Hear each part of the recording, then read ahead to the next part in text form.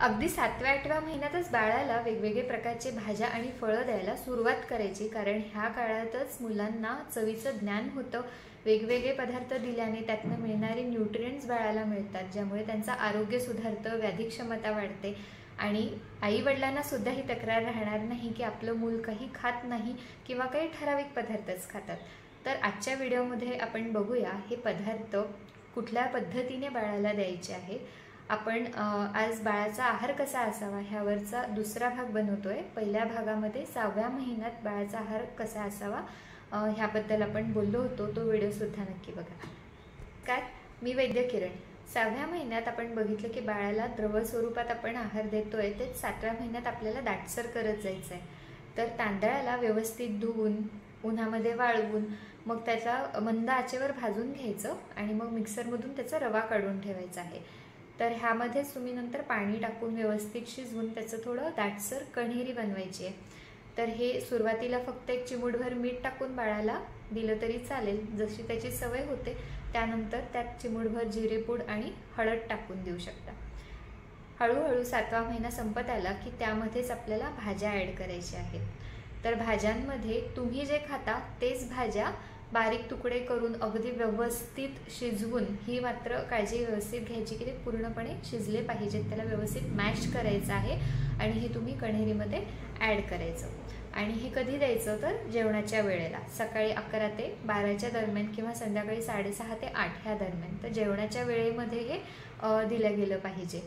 ह्याऐवजी तुम्ही जे मुगाचं कढण आहे, वरणाचं पाणी देत होतो त्याचंच आपण कढण बनवू शकतो. हिरव्या मुगाचं किंवा पिवळ्या मुगाचं आपण व्यवस्थित कढण बनवून त्यामध्ये सुद्धा नंतर हळूहळू भाज्या ॲड करून बाळाला द्यायचं आहे. 8व्या महिन्यामध्ये हळूहळू दुधाची गरज कमी व्हायला लागते आणि वरच्या अन्नाची गरज वाढायला लागते. त्यामुळे मधल्या खाण्यासाठी बाळाला तुम्ही नाचणीचं, राजगिऱ्याचं, गव्हाचं सत्व दुधामध्ये शिजवून देऊ शकता. ल्हायचं पीठसुद्धा तुम्ही बनवून दुधामध्ये शिजवून बाळाला देऊ शकता.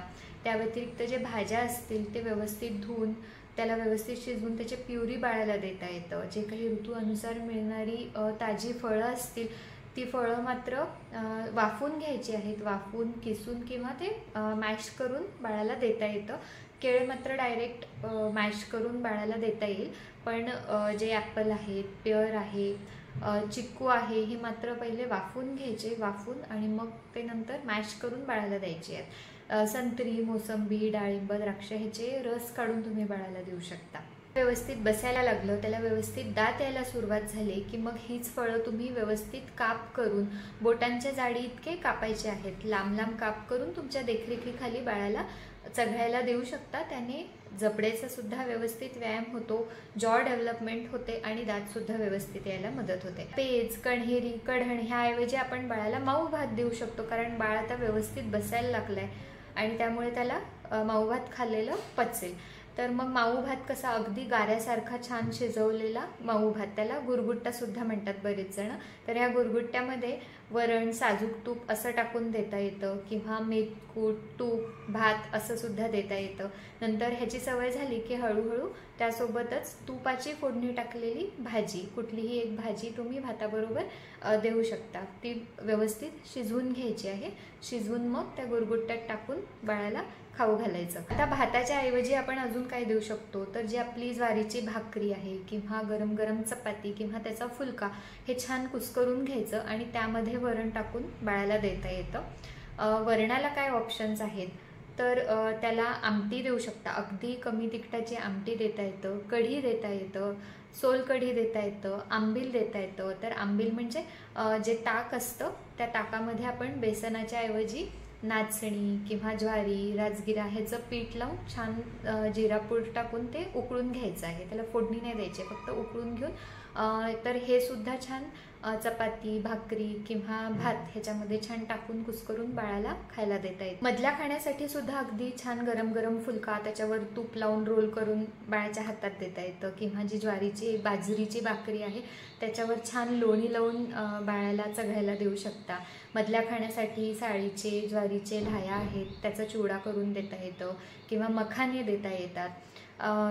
हे जे काही राजगिरा, नाचणी, ज्वारी ह्याचं धिरडं करून त्यामध्ये छान भाज्या किसून त्याचं धिरडं करून सुद्धा मधल्या खाण्यासाठी देता येतं. 11व्या-12व्या महिन्यात लाडूसुद्धा बाळ व्यवस्थित खातो, तर कणकेचं असेल, राजगिऱ्याचं, नाचणीचं लाडू हे सुद्धा छान ऑप्शन्स आहे. मुगाच्या डाळीची मऊ खिचडी, त्यातमध्ये भाज्या टाकून, हे सुद्धा छान ऑप्शन आहे. जे अंडी देतात त्यांनी साधारण 8व्या किंवा 9व्या महिन्यामध्ये सुरुवातीला उकडलेल्या अंडीचा फक्त पिवळा भाग बाळाला द्यायचा आहे. पिवळा भाग सुद्धा अगदी कमी प्रमाणात देऊन बघायचा. ते पचलं, सूट झालं बाळाला की मग हळूहळू प्रमाण वाढवत जायचं आणि बाळ 1 वर्षाचं झालं की तेव्हा मग साधारण 1 अंडा रोजचा बाळाला देऊ शकता. नवीन पदार्थ बाळाला देत असताना काही गोष्टींची आवर्जून काळजी घ्यायची.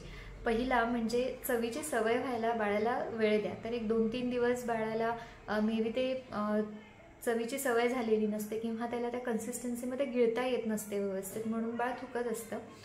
तर 1-2 ते 3 दिवसांचा व्यवस्थित त्यांना वेळ द्यायचा. त्यानंतर जर एका वेळेला बाळ 3 ते 4 चमचे खाल्ले तरीही सफिशियंट आहे. पुन्हा थोड्या वेळाने वाटलं की बाळाला भूक लागली आहे तेव्हा पुन्हा खाऊ घालायचं. एकाच वेळेला जबरदस्ती करून जास्त खाऊ घालायचं नाही. त्यांची पचनशक्ती अजून तेवढी डेव्हलप झालेली नसते. तिसरी अशी गोष्ट की जी सेरेलॅक आपण म्हणतो, बऱ्याच धान्यांचा मल्टीग्रेन आपण त्याला धुवून वाळवून मंद आचेवर कोरडं भाजून त्याचा पावडर तयार करून ठेवतो. तर एकाच सेरेलॅकमध्ये जास्तीत जास्त 1-2 कॉम्बिनेशन्स सफिशियंट आहे. सगळेच धान्य, खूप प्रकारच्या डाळी एकाच वेळेला असं मिक्स करून बाळाला खाऊ घालायचं नाही. प्रत्येक धान्याचं, प्रत्येक डाळीचे वेगवेगळे गुणकर्म असतात, क्वालिटीज असतात. काही लवकर पचतात, काही उशिरा पचतात. तर हे कॉम्बिनेशन देणं खरं तर पचनाच्या दृष्टीने फार चुकीचं आहे. तर एका वेळेला एक कुठलं तरी धान्य आणि त्याच्यासोबत एक कुठली तरी डाळ असं कॉम्बिनेशन तयार करून तुम्ही ठेवू शकता, जे तुम्ही इन्स्टंट कधी एमर्जन्सीमध्ये वापरण्यासाठी वापरू. नवीन पदार्थ दिल्यानंतर त्याची ॲलर्जी बाळाला होते का ह्याची सुद्धा काळजी घेतली पाहिजे.